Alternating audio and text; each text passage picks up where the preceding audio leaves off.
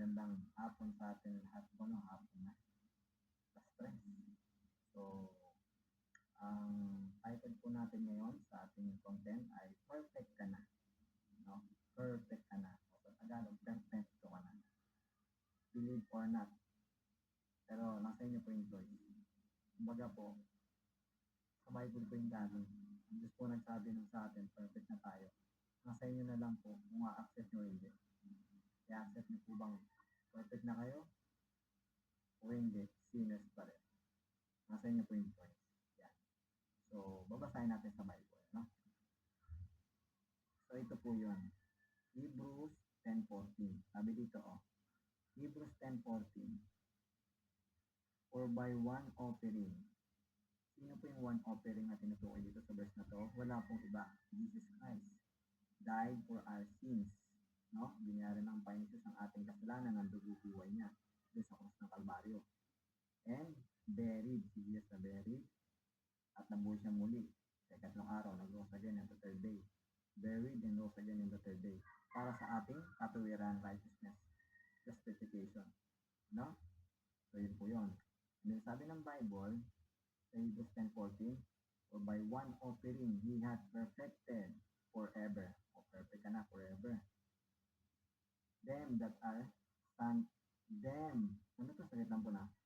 Hebrews 10:14, for by one offering, He hath perfected forever them that are sanctified. Sanctified ka na din, malinis, wala na kasalanan. Perfect ka na. So, nasa inyo po yan, mga viewers. Accept or not, pero yan ang sabi ng Diyos sa atin, perfect na tayo. Ako po, ina-accept ko yan na perfect na ako through the blood of Jesus. Sabi dito sa verse. Yan ang new identity natin. Perfect na tayo through Christ.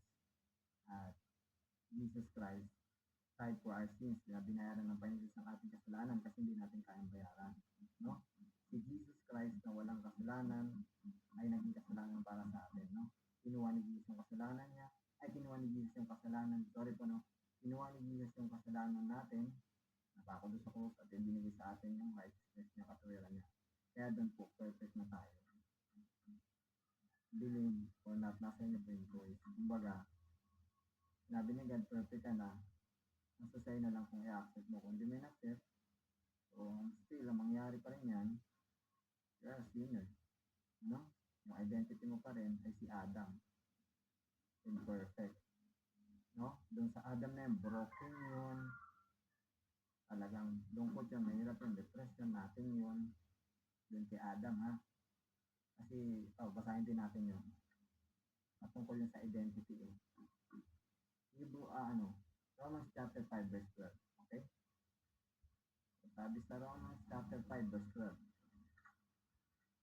Sabi dito, Romans chapter 5 verse 12. Wherefore, as by one man sin entered into the world, and death by sin, and so death passed upon all men, for that all have sinned.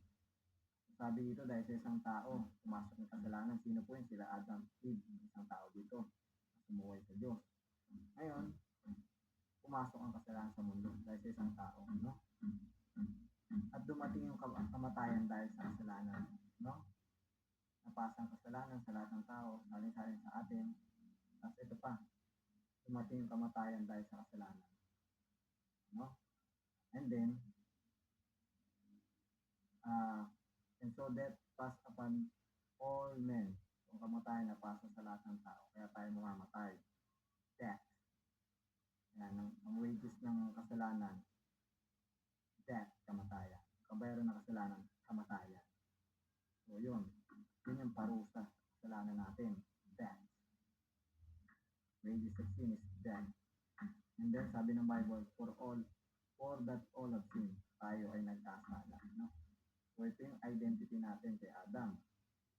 Born sinners, evil, wicked, depressed, anxiety, ang dami ito, lahat nandito na to sa verse na to, yung broken ka, heart, puso, evil, wicked ka, and then at the same time, corrupt, negative, prostitute, lahat ng kasalanan kasama na dito. Kasi yung identity natin, born evil, wicked.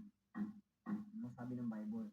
Because of Adam, doon ang pinanggaling ng kasalanan. Kaya nga sa Genesis po, si Cain, di ba man tinuruan pumatay, pinatay ng kapatid niya, si Abel. Di ba?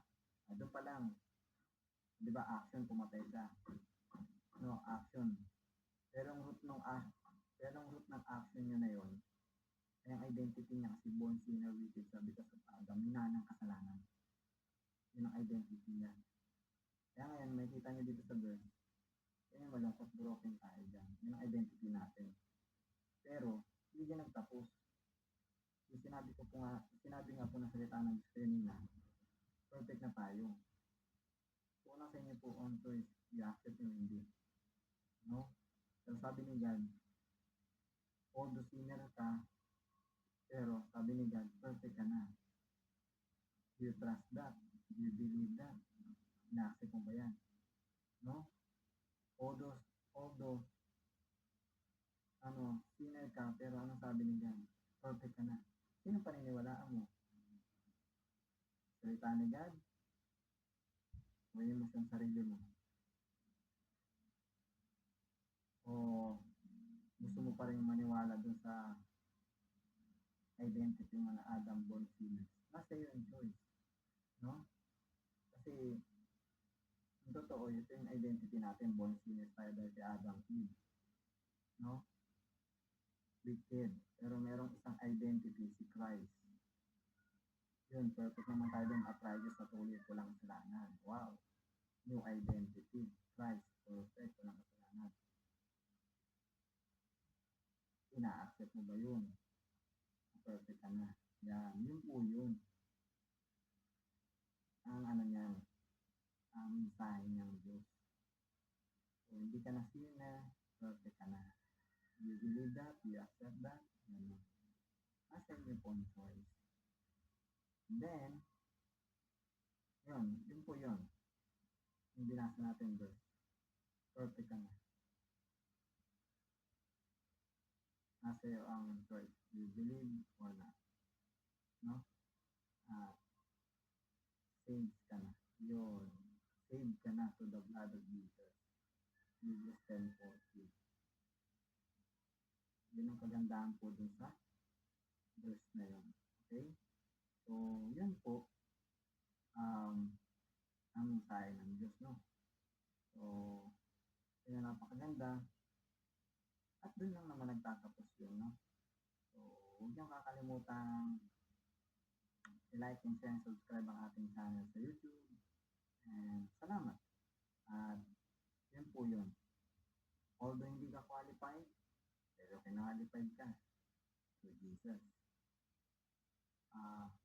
Although makasalanan ka, sinners ka, pero sabi ni Jesus, perfect ka. Diba? Kumbaga, asay na lang anong i-accept mo. You believe with all your heart na perfect ka na with Jesus. Ayun. Tanggap mo, accept mo, perfect na mo. Diba? So, yun po yun. So, God bless you po. Glory to God. So, magandang hapon. Then,